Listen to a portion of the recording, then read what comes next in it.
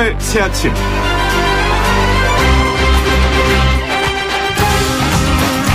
날이 많이 쌀쌀해졌습니다. 여름이 끝난 지 얼마 안 된 것 같은데 가을은 살짝 맛만 보여주고 지나가려나 봅니다. 본격적으로 찬바람이 불기 시작하면 대한민국 모든 이슈의 종착역인 조국 이슈와 검찰 개혁 문제가 해결될까요? 흔히들 진영 논리가 문제라고들 하죠. 옳고 그름이 판단의 기준이 되는 것이 아니라 내 편과 남의 편이 판단의 기준이기 때문에 일어나는 현상입니다. 내가 틀렸을 때 혹은 내가 잘못했을 때 그걸 알면서도 적극적으로 내 편을 들어주는 사람이 있다면 세상살이는 참 든든하고 편리할 겁니다. 하지만 무조건 내 편은 어머니 한 사람으로 충분합니다. 좀 더 성숙하고 발전된 민주주의 사회는 내 편 남의 편보다는 옳고 그름이 판단의 기준이 되는 사회입니다. YTN 라디오 노영의 출발 새 아침, 옳고 그름이 기준이 되는 세상으로 힘차게 출발해 보겠습니다.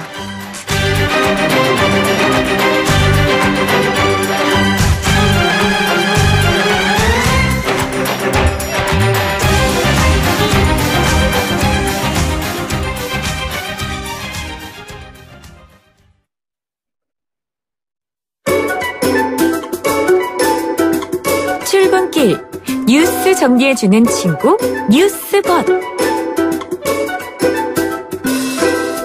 네, 오늘 뜨거운 이슈를 한번 소개해보는 시간이 될 것 같습니다. 이종훈 시사평론가와 함께합니다. 뉴스봇. 안녕하세요. 네, 안녕하세요. 어제 제가 사실은 밤 거의 12시 다 된 시간에 뭘 하나 받았는데요. 윤석열 검찰총장이 김학의 전 법무차관의 스폰서였던 건설업자 윤중천 씨 별장에서 접대를 받았다. 근데 이거를 그냥 덮어버렸다. 이런 보도 때문에 대검이 뒤집어졌다. 이런 얘기 있더라고요. 네. 한겨레 보도입니다. 이 내용이 뭐냐면, 이 진상조사단이 지난해 말부터 김학의 사건 재조사하는 과정에서, 네.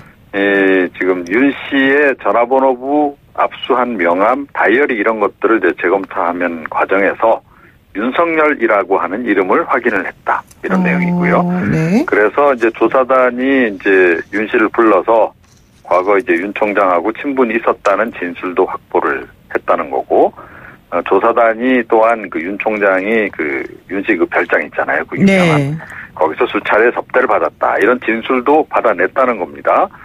그래서 이런 내용을 진술 보고서에 담아서 넘겼는데, 이걸 넘겨받은 김학의 전 차관 사건 수사단이 이 기초적인 사실 확인조차 하지 않은 채 이 수사를 매듭을 지어버렸다. 요게 보도 내용입니다. 네. 여기에 대해서 대검찰청 쪽에서는 윤 총장은 윤정천 씨하고 전혀 면식조차 없다. 당연히 그 별장에 간 사실도 없다. 완전한 허위 사실이다라고 일단 부인을 했습니다.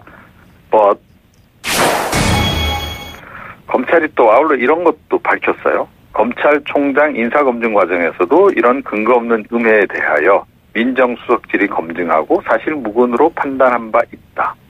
예. 만약에 한겨레 보도가 사실이라면, 네. 당시 민정수석이었던 조국 장관도 이런 사실을 알았고 검증도 했고, 하지만 덮었다. 뭐 이런 또 얘기가 된다는 거죠.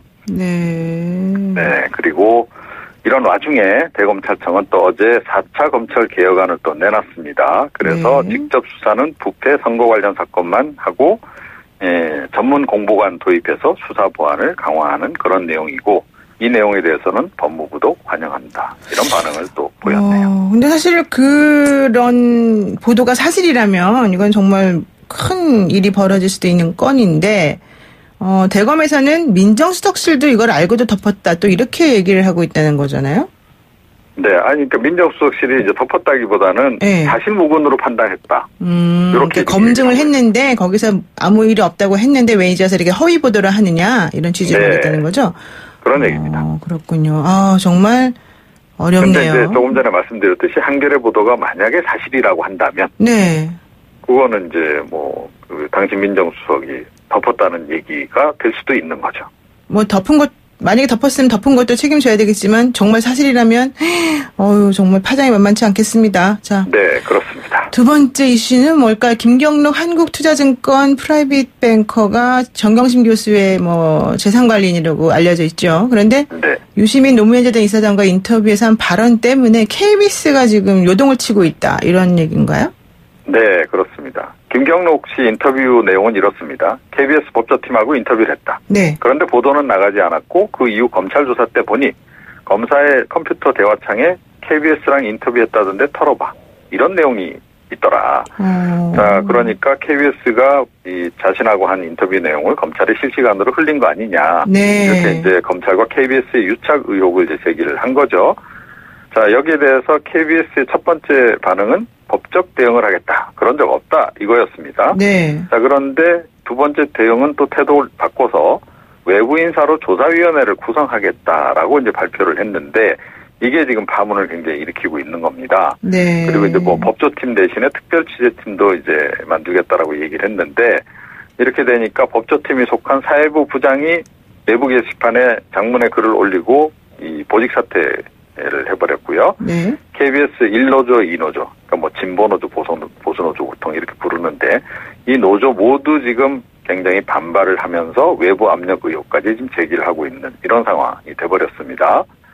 네, 이런 속에 또 KBS는 김경록 씨하고 인터뷰 전문도 공개했고 유시민 이사장도 이 방송 내용 관련해서 편집 논란이 좀 일었잖아요. 네. 자, 그러니까 김경록 씨하고 방송 녹취록 전문을 또 공개를 하고 이렇게 됐습니다. 그래서 이제 판단은 국민 몫이 돼버린 거죠. 사실 제가 어제 KBS 기자하고 몇 명하고 전화를 해서 취재를 저도 해봤는데요. 이게 지금 뭐 문제가 된 것도 있지만 이 양승동 사장이 이런 결정을 내릴 때 내부적인 의사결정 과정에 전혀 참여를 못한 것도 좀 다들 불만이다 이런 얘기도 하더라고요. 그렇죠. 네. 후에 일종의 그 절차가 좀 있다는 그렇죠. 거죠. 이런 네. 경우에.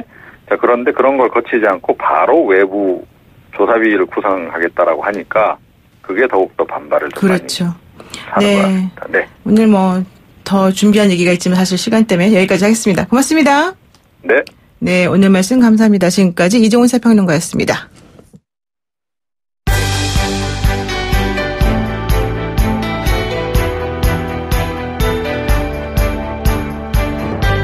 한국 정치를 풀어내는 토론 사이다. 한국 정치를 풀어내는 토론 사이다. YTN FM 출발 새 아침. 여의도 중계석.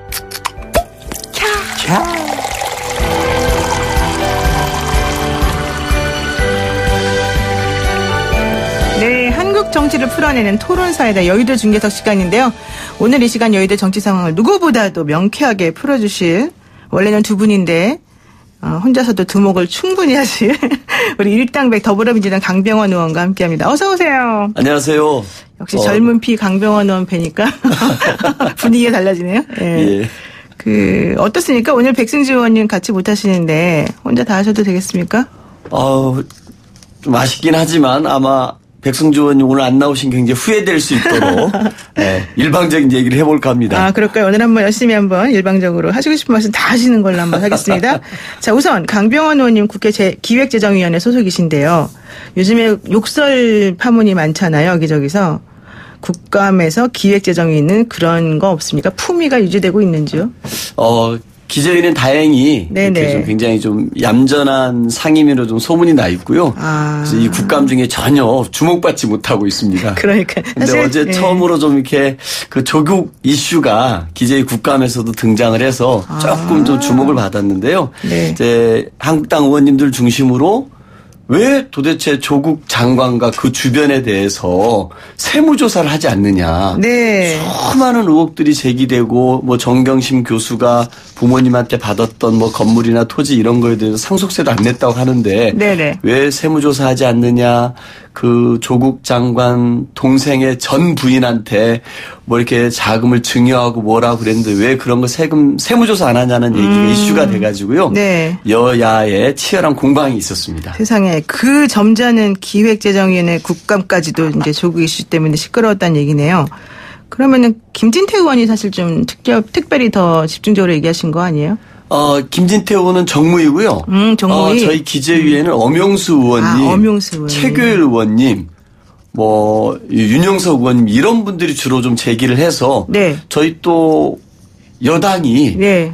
방어만 할 수는 없지 않습니까? 그렇죠. 그래서 반격을 또 했습니다. 뭐라고? 그래서 왜 그러냐면은요, 이 국세기본법에는 이 세무조사 요건을 굉장히 까다롭게 해놨습니다. 네. 왜냐하면은 국세청이라는 이 권력기관이 국민의 재산권을 침해하고 네. 막 들여다보는 거를 함부로 할 수 없게 하기 위해서 네. 국세기본법에는 세무조사라는 거를 그냥 뭐 민원이 제기됐다 그래서 네. 의혹이 제기됐다 그래서 추측성 민원이 들어왔다 그래서 세무조사를 할 수 있는 게 아니고 명백한 증거 자료 등이 확보가 돼야지만이 세무조사를 할 수 있게끔 돼 있습니다. 네. 그렇기 때문에 저희 여당 같은 걸 어떻게 반격을 했냐면요.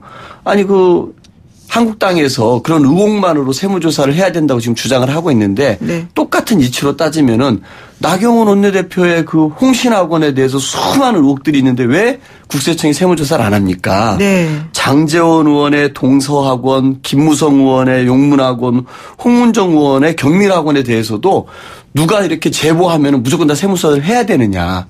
그렇게 국세청장한테 물어봤더니 국세청장이 세무조사는 명백한 법적 근거에 따라서 하는 것이지 의혹만으로 할 수 없습니다. 저희가 한 발 더 나갔죠. 네. 황교안 국무총리 후보자 같은 경우도 인사청문회 때 네. 변호사 시절에 막 수임료가 엄청나게 받았다고 얘기 있고 네. 그런 거에 대해 소득세를 탄류했다는 의혹도 있고 뭐 부인이 뭐 몇 년 만에 금융자산이 30배로 늘었다고 자랑하는 것도 있는데 그런 것도 다 세무조사 하느냐라고 얘기했더니 국세청장이 그런 의혹만으로 일절 세무조사하지 않는다. 라고 명백히 밝혔습니다. 그럼 그런 의혹을 제기하시니까 야당 쪽에서 뭐라고 하던가요? 본인들도 할 말이 없잖아요. 아무 말도 안 하셔요? 그러면서도 계속해서 세무조사 해야 한다고 주장을 하고 국세청장께서는 의혹만으로 세무조사 할 수 없다라고 명확히 얘기를 했었습니다. 그러니까 이런 얘기가 사실은 왜 나왔느냐. 이게 조국 법무부 장관 동생 그 조모 씨 구속영장 기각 때문에 벌어진 여러 가지 이제 이야기 중에 하나로 나온 걸 텐데요. 의원님은 뭐 기재위의 활동과 뭐 좀 별론으로 법원에서 한 그 영장 기각에 대해서는 어떻게 보시는 거예요? 저는 우리 사회가 언제부터인가 이 법원의 판결에 대해서 입장을 낼 수는 있다고 봅니다. 네. 하지만 이거를 자기 당에 유리하게 네. 이거에 대해서 판사를 공격하고 법원을 공격하는 건 저는 맞지 않다고 봐요. 네. 비판을 할 수 있지만 이거를 죽기 살기로 그 법원을 공격하고 뭐 법원의 잘못이 잘못됐다라고 하는 순간 네. 우리 사회의 최후의 보루는 없어지는 거거든요. 저는 그런 의미에서 명재권 부장판사의 이 영장 기각에 대해서 각자가 뭐 좋아하는 것도 있을 수 있고 서운한 것도 있을 수 있겠지만 법원의 판결을 존중한다라는 1차적인 입장은 있어야 될 것 같고요. 그 다음에 이 명재권 부장판사 같은 경우는 과거에 이분이 그 양승태 국정농단, 사법농단 사건에 영장 부장판사를 하면서 대법관들 자택 압수수색 영장을 발부했던 분입니다. 그렇죠. 그런 것들을 봤을 때는 나름대로 영장을 기각했던 충분한 판사로서의 판결이 있었다고 저는 생각이 들고요. 여기에서 보면 몇 가지 비판하는 지점에 영장 실질심사 신문을 포기했는데 어떻게 영장을 기각하느냐라는 네. 비판이 있는데요. 여기 통계에 오류가 있습니다. 뭐냐면은 네. 2015년, 16년, 17년 3년간 서울중앙지법에서 영장 실질심사 포기한 사람한테 구속영장이 기각된 사례가 한 번도 없다라고 네. 했는데요. 딱 그 기간만 그렇습니다. 그 앞뒤로는 또 포기했다라도 하더라도 기각을 한 적이 또 많이 있거든요. 네. 좀 이런 것 같은 경우는 자기 주장을 내세우기 위해서 통계를 왜곡시켜서 언론에서 쓴 게 아닌가라고 해서 되게 안타깝게 생각합니다. 그런데 이제 이번에 그 영장 기각에 대해서 또 좋은 태도를 보이고 있는 여당에 대해서 국민들이 또 얘기하는 것 중에 하나가 예전에는 뭐 영장이 발부가 안 된다고 해서 또 그렇게 비난을 하지 않았냐 여당도. 이런 얘기 많이 하거든요. 네, 그렇습니다. 제가 그래서 아까도 말씀드렸습니다만 참 그런 부분들이 저는 되게 안타까웠고 김경수 재판 결과 1심 결과가 나왔을 때도 네네. 우리 당내에서 과도하게 재판부를 비판했던 적이 있었습니다. 네. 저는 그때 이건 옳지 않다고 생각을 했습니다. 어쨌든 재판부의 판결은 저는 존중해야 되고 네. 그럴 때만이 저는 민주주의 사회가 네. 운영이 되고 저는 굴러갈 수 있다고 생각합니다. 민주당의 입장과 다르게 변론으로 우리 또 강병원 의원님은 초지일관 말씀하셨다 이거군요. 일단 1부 여기까지 듣고요. 우리 잠깐 쉬었다가 2부 다시 대담 이어가겠습니다. 네, 한국 정치를 풀어내는 토론사이다. 여의도 중계석 시간인데요. 오늘은 더불어민주당의 강병원 의원님 혼자 나오셔가지고 일당 100을 지금 하고 계십니다. 자, 제가 두 번째 질문 드리겠습니다. 지금 조국 정국 모든 이슈에 블랙홀이다 이런 얘기도 나오는데요. 민주당은 지금 이거를 계속해서 밀어붙여서 국회 선진화법 카드를 좀 끝까지 한번 해결해 보겠다 이런 입장을 좀 갖고 계신 거잖아요. 예, 그렇습니다. 이제는 이제 국회 시간이 됐는데요. 네네. 국민의 검찰개혁 명령을 좀 국회가 받들어야 될 때입니다. 네네. 저는 서초동 촛불 집회나 광화문 집회나 검찰 개혁을 해야 되느냐로 물어보면은 네. 그거에 대해서는 다 공감을 할 것 같습니다. 그거의 적임자로서 조국 장관이냐? 네. 아니다. 네. 이런 문제는 있을 수 있지만 지금 우리 사회의 큰 시대적 과제로 검찰개혁 화두는 진영을 떠나서 다 동의하지 않을까 싶고요. 이 국민의 목소리를 국회가 받들어야 된다고 생각하고 그런 의미에서 패스트트랙에서 이미 검경 수사권 조정안과 공처 설치가 올라와 있습니다. 저는 이 국민의 뜻을 받드는 길은 국회가 이미 논의해왔고 합의했고 국회법에 대해서 진행해왔던 패스트트랙을 국회에서 처리하는 게 맞다고 생각합니다. 근데 그게 이제 본회의에 무조건 상정되는 시기가 11월 29일인 걸로 제가 알고 있는데 그럼 통과가 됩니까? 어떻게 됩니까? 일단 여야 4당이 합의를 해서 네. 선거법과 네. 이 공수처나 공수처라든지 검경수사권 조정법 다 옮기지 않았습니까? 네네네. 그래서 아마 이 검찰개혁 법안들은 이달 말 본회의 상정이 가능하다고 문희상 의장님께서 외부 법률 자문을 받으신 걸로 알려졌습니다. 네. 왜냐하면 한국당 같은 경우는 법사위 법안이기 때문에 추가로 법사위에서 90일간의 체계자구 심사를 해야 된다고 하는데 이미 다 법률 자문을 해서 이 검경 수사권 조정안 등 이 법안은 법사위 법안이기 때문에 별도의 체계자구 심사 기간이 필요 없다라고 받으신 것 같아요. 그러면은 이 법안들은 10월 말에 본회의 상정도 가능합니다. 저는 그렇기 때문에. 근데 그러려면 법사위원장이 좀 협조를 해줘야 되는 거 아니에요? 아닙니다. 상관없어요? 예, 자동으로 본회의에 부의가 되게끔 되어 있습니다. 그렇기 때문에 여상규 법사위원장이 막말도 하고 욕설도 하시는 분입니다만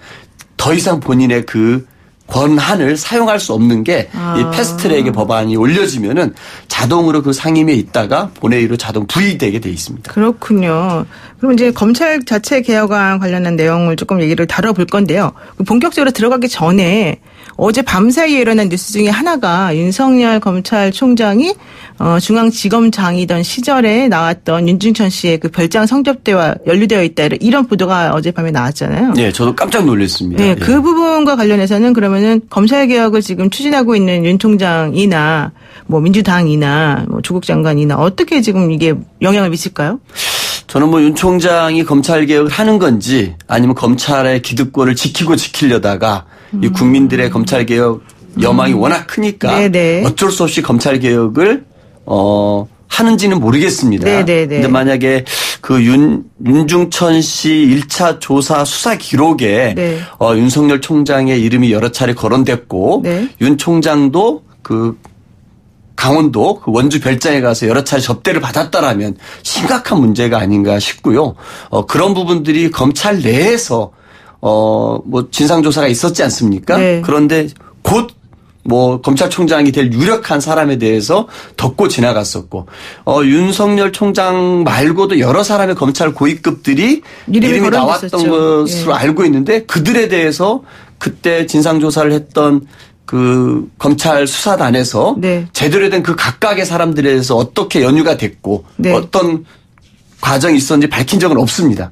저는 그런 의미에서 이제는 윤석열 총장이 네. 우리 국민들께 이 사안에 대해서는 답을 해야 된다라고 생각합니다. 그런데 거기서 문제는 민정수석실에서 그때 검증을 다 거친 거고 문제 없다고 했다. 이게 사실은 포인트 같아요. 요즘엔 나오는 거 중에. 근데 저는 그 부분을 아까 제가 라디오에서 방금 들었는데요. 네. 그 부분은 그분이 말씀하신 추측을 통해서 말씀하시는 것 같아요. 민정수석실에서 이런 걸 또 검증하지 않았겠느냐라는 네. 추측이었지 민정수석실이 이 사실을 검찰은 다 덮어버린 사실을 네. 민정수석실이 알아서 검증하고 민정수석실도 덮었다라고 네. 하는 것은 추측의 추측일 뿐입니다. 만약에서 검찰에서 덮어버렸다 그러면은 네네. 민정수석실에 보고되지 않았고 네. 민정수석실에서도 이 문제는 모르고 윤석열 검찰총장 검증하지 않았을까 싶습니다. 아직까지는 이제 확실한 건 아무것도 없으니까 이제 정확하게 사실이 밝혀져야 되겠죠. 그렇습니다. 그리고 윤 총장은 이 사안에 대해서 국민 앞에 명백하게 본인의 연루 여부에 대해서 그리고 윤중천과의 관계 여부에 대해서 밝혀야 한다고 생각합니다. 네, 일단은 대검에서는 사실 무근이다 이렇게 얘기를 한 것 같습니다. 자, 그런데 또 더 중요한 문제가 있습니다. 요즘 아주 뜨거운 이슈인데요. 유시민 노무현재단 이사장 유튜브에서 검찰의 유착관계, 언론과의 유착관계, 이거 지금 지적하고 있는데요. 이런 유착관계가 사실인지, 사실이라면 어떻게 해야 되는 건지요? 일단 사실이겠죠. 사실이겠죠. 사실이겠죠. 사실이겠죠. 너무 강력한 말씀이신데요. 저는 사실이라고 보고요. 네. 어쨌든 뭐 KBS 입장에서는 그 KBS 법조팀에 있는 기자분들 억울할 건 있을 거라고 생각합니다만 언론의 여러 분들이 검찰 관계자 발로 정말 저럴 수 있을까라는 기사들이 많이 나왔지 않습니까? 네. 그런 피의사실 공표가 결국 언론을 통해서 외부로 유출되는 거기 때문에 검찰과 언론의 이런 유착들은 저는 충분히 있었을 거라고 봅니다. 저는 그 김경록 그 프라이빗 뱅커의 얘기 중에서 제일 황당했던 건 뭐냐면은요. 네. 그 조국 장관이 집에 와가지고 고맙다는 말을 했다잖아요. 네, 지나가면서 스쳐 지나가면서. 예. 네. 그런데 언론에 나온 거는 증거인멸을 도와줘서 고맙다는 식으로 언론 기사화가 됐습니다. 네네. 근데 이제 그 알릴레오에서 김경록 씨가 했던 얘기를 들어보면은 조국 장관과는 여러 차례 만나왔고 의례적으로 우리 부인 도와줘서 고맙다는 얘기를 해왔다는 거 아닙니까? 네네. 근데 이 말이 언론에 나올 때는 조국 장관이 마치 하드웨어를 무슨 뭐 부시고 뭐 지우고 하는 이 증거인멸을 도와줘서 고맙다는 식으로 얘기했다라고 나온 거 아닙니까? 이런 거를 봐서는 이 검찰에서는 뭔가를 흘려주고 언론은 또 이걸 가지고서 뭐 단독이네 뭐네 하면서 뭔가 새로운 의혹을 부풀리게 만들어내왔던 것이 사실이었다라는 게 좀 느껴졌습니다. 그래서 김경록 씨 같은 경우는 보면 정말 억울한 사람이잖아요. 네. 이분이 제가 봐서는 법에 대해서 조금만 알았으면은 아예 손대지 않았을 것 같아요. 네. 혹은 법을 더 잘 알았으면은 이미 동양대에서 서울 올라오는 길에 충주호 같은 데 버려버렸겠죠. 법을 잘 알았으면은. 네. 근데 마치 압수수색하면은 컴퓨터 같은 것도 다 털어가는 줄 알았다는 거 아닙니까, 이 사람은. 네. 그러니까 유리한 거 확보하려고 복사했다라는 거 아니겠어요? 그렇군요. 어쨌든 뭐 김경록 씨가 정말 순결한 그런 사람인지 아닌지 사실은 또 그것도 확인을 해봐야지 됩니다만은 지금 7948 쓰신 애청자가요. 정말 조국이 뭐길래 나라가 풍비박살이 납니다. 그만 좀 듣고 싶습니다. 이런 얘기까지 하셨는데요. 오늘 여기까지 해야 될 것 같아요. 네. 고맙습니다. 네, 지금까지 더불어민주당의 강병원 의원이었습니다.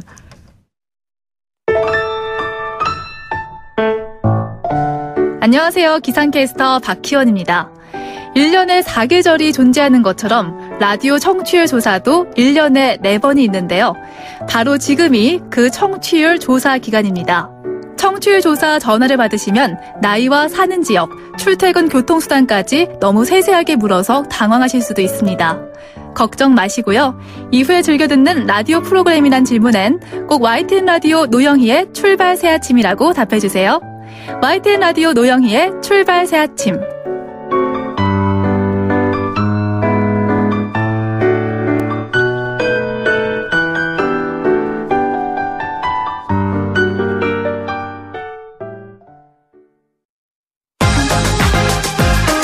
아침을 시작하는 슬기로운 방법. 오늘 내게 이로운 뉴스. 노영희의 출발 새아침 슬기로운 인터뷰. 화성 연쇄살인 사건의 8차 사건은 모방범죄라고 그동안 알려져 왔었죠. 그래서 그 범행을 저질렀던 사람은 이미 옥살이를 하고 풀려난 상태입니다. 그런데 이번에 이춘재라고 하는 진범으로 생각되어지는 사람이 내가 8차도 한 거다 이렇게 얘기를 하고 있습니다. 그러다 보니까 당시에 옥고를 치루었던 윤모 씨라는 분 억울함을 호소하고 있습니다. 재심 전문 변호사 박준영 변호사가 이번에 그 재심과 관련된 내용을 맡았는데 한번 저희가 들어보겠습니다.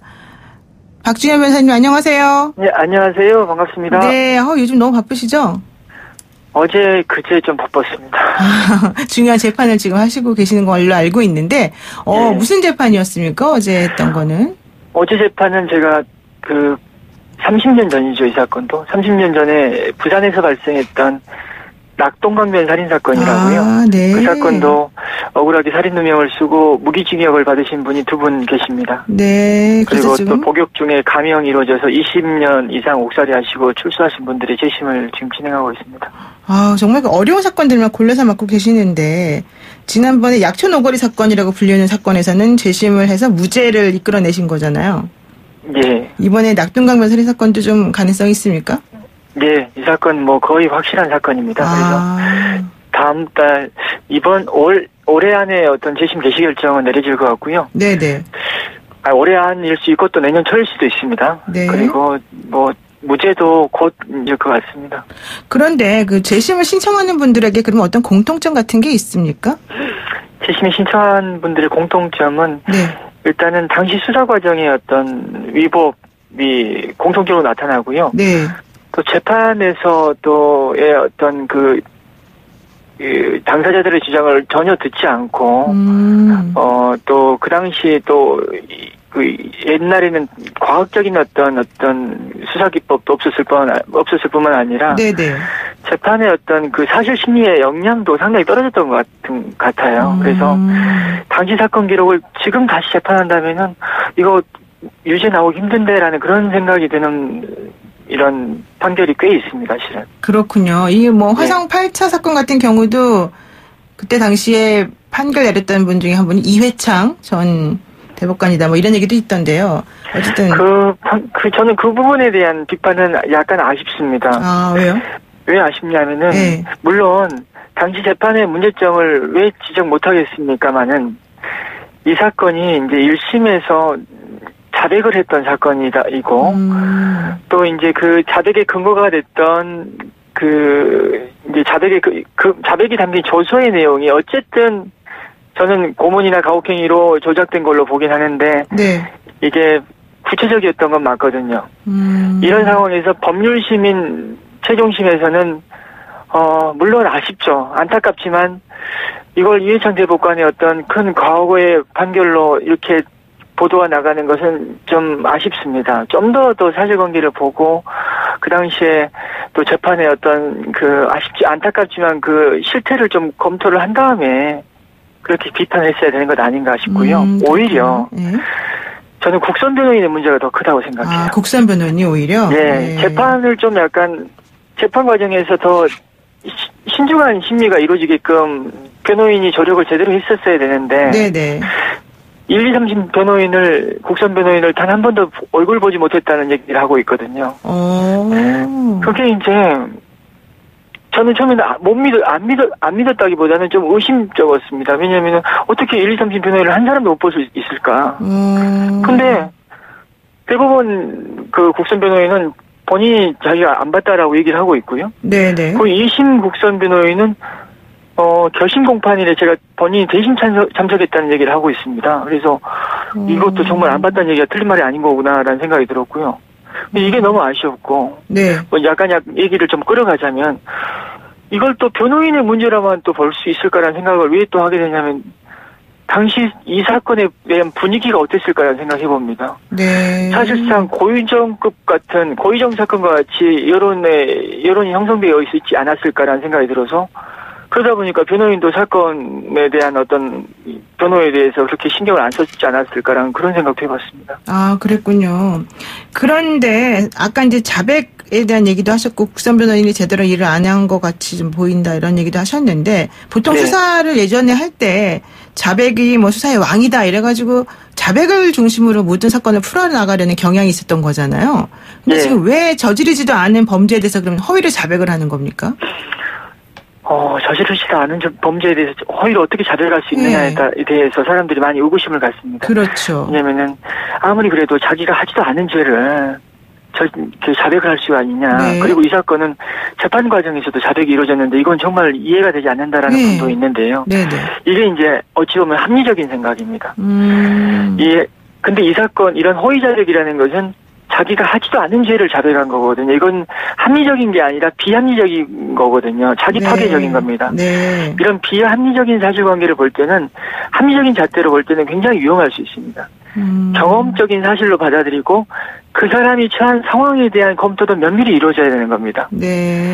윤모 씨라는 분은 초등학교도 나오지 못한 분입니다. 가난했기 때문에 배우지 못했죠. 그리고 소아마비 장애가 있는 사람입니다.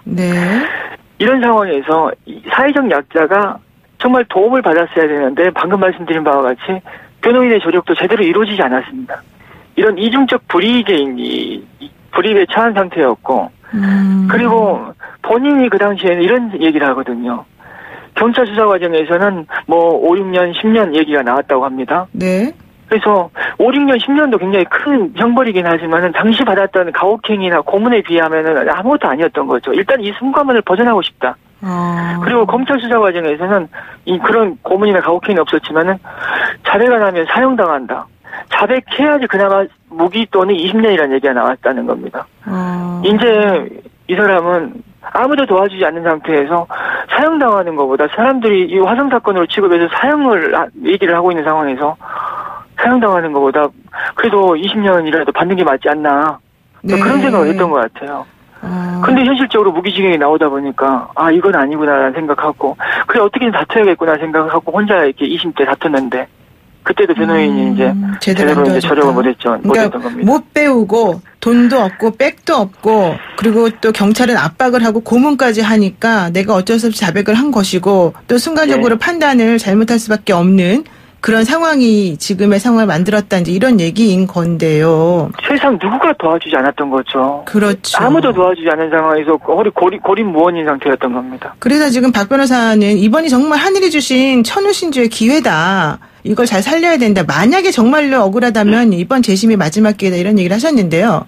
네. 그렇다면은 재심에서 사실 우리 재심 신청이 받아들여지는 것도 매우 어렵지만 이번에 이춘재가 막 엄청나게 본인이 했다고 하니까 받아들여진다는 걸 전제하에 그러면 이제 어쨌든 무죄가 나오려면 증거가 있어야 되는 거잖아요. 옛날에 수사를 잘못했다던가. 근데 제가 듣기로는 경찰에서 검찰로 기록을 넘기면서 사건이 끝난 다음에 모든 증거를 다 넘겼고 이미 검찰은 2011년도인가요? 이 보존기간이 끝나서 다 그런 걸 다 없앴다는 거예요. 그러면 경찰에 남아있는 그 얼마 안 되는 그 뭐 풀한 포기? 이런 종류의 그런 증거만 가지고 재심에서 무죄가 나올 수 있을까요? 지금 많은 분들이 이제는 진술 증거밖에 없는 상황 아니냐. 그렇죠. 진술 증거의 어떤 그 가치를 부여해서 무죄를 얘기하기는 성급한 게 아니냐라는 말씀을 하십니다. 그래서 그 말씀은 충분히 경청할 만한데 저는 생각이 많이 다릅니다. 3년 나라수포 사건도 기록이 폐기된 상태였습니다.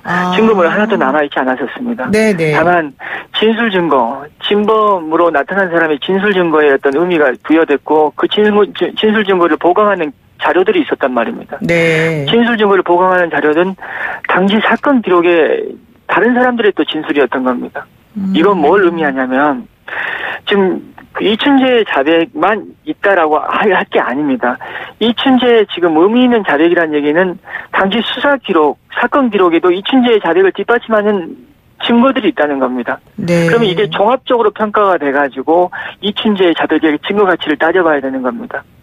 이건 물적 증거, 웬만한 물적 증거 이상의 가치가 있다고 저는 생각합니다. 그래서 충분히 지금 어제 경찰 브리핑을 보니까는 범인만이 할 수 있는 자백을 했다. 이건 뭘 의미하냐면은 사건에 대해 관심이 있는 사람도 이런 진술은 도저히 할 수가 없다. 이런 진술은 당시 수사를 했던 사람이나 재판을 했던 사람, 사건 기록을 본 사람만이 할 수 있는 진술이다.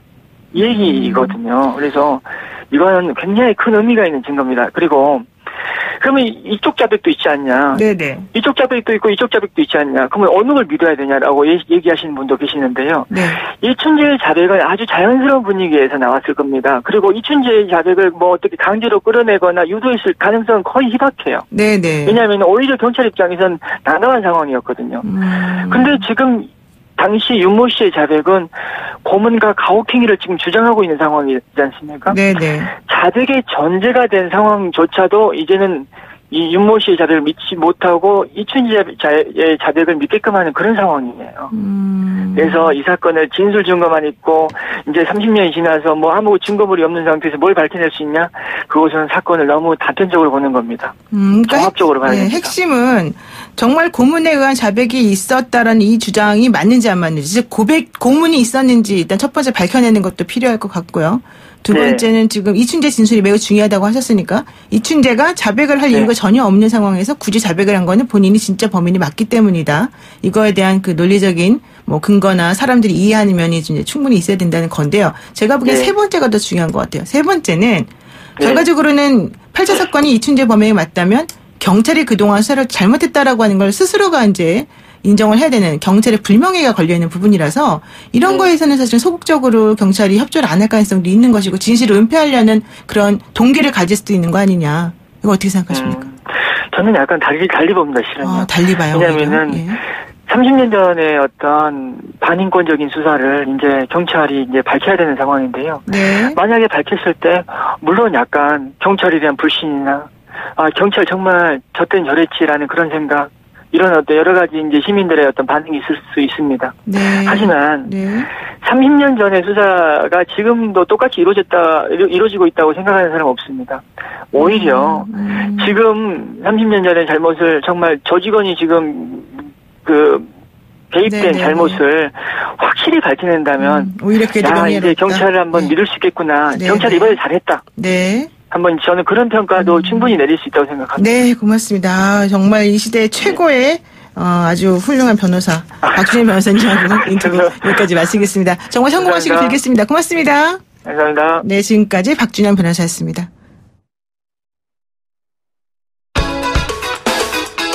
FM 94.5MHz YTN 라디오 노영희의 출발새 아침 함께하고 계시는데요. 여러분 지금 청취율 조사 기간이래요. 혹시 전화 받으시면 어떻게 하셔야 됩니까? YTN 라디오 노영희의 출발새 아침 들으셨다고 꼭꼭꼭 말씀해 주셔야 됩니다. 8시 뉴스 들으시고요. 10분에 다시 뵙겠습니다.